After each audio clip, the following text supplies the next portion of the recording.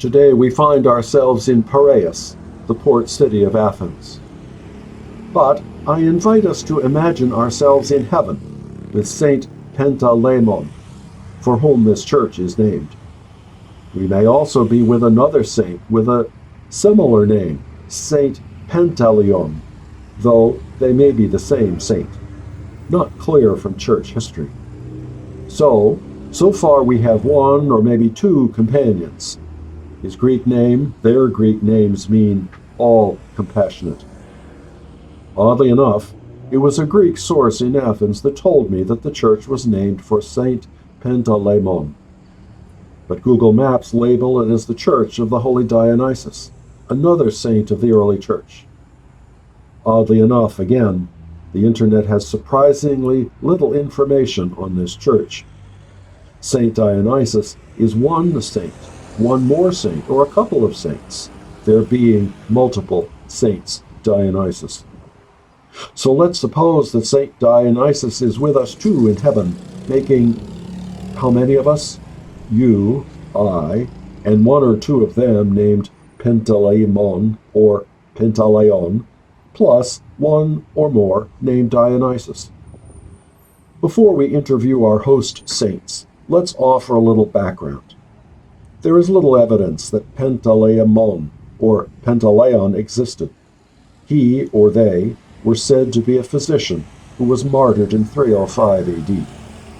Relics said to be his are housed in Constantinople.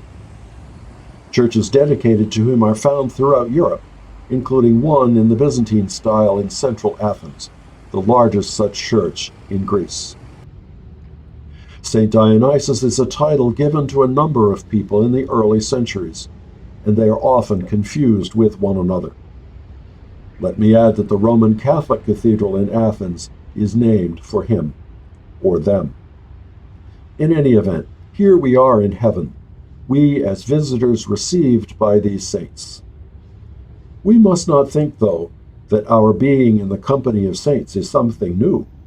The saints in heaven may remain present to us still on earth, as we attend Roman or Eastern Masses. In Roman churches, we invoke the communion of saints when we recite the Creed. In Eastern churches, the people gathered to pray see themselves surrounded by what the letter to the Hebrews calls so great a cloud of witnesses, portrayed in these many icons and images in this church. The message is that we down below are not alone, because those up above are one with us. But now that we can meet these saints face to face, we might ask them, how are you feeling about the reality that no one down there seems to know who you are, which one of you is which relics belong to whom, and which church is named after you or not? Their likely response is that they did not do what they did in this human life so that their relics could be venerated, nor have churches named after them.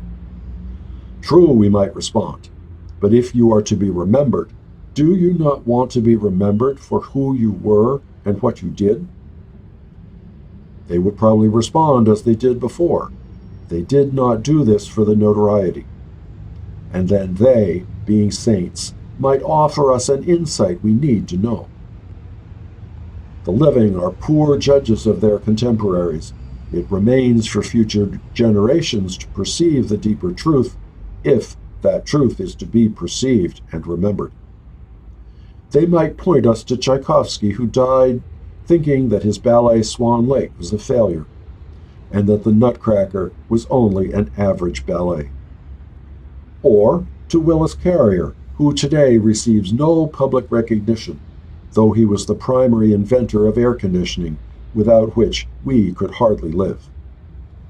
Mark Zuckerberg, who created Facebook in his Harvard dorm at the age of 19, might look down on the rest of us who never achieve at mature age what he achieved as a young man. These saints understand that human life is about who each one of us is, how we live our lives, and what we really do. Our contemporaries may fail to recognize us or may discredit us, and our posterity No guarantees. We live, after all, in an era in which we who venerate the saints of the Church have to face newbie saints, like internet influencers who have millions of followers and make much money, and who are a strange commodity, a reflection on what our culture values. So perhaps the lesson that our companion saints have for us is, first, that they are with us in the communion of saints, and that they encourage us to be the person and the people God calls us to be, to do what God asks of us, and to contribute what God encourages us to contribute. Whether the people of our own age recognize what we do really does not matter in the longer term. It's nice in the shorter term, but we Christians are built for eternity.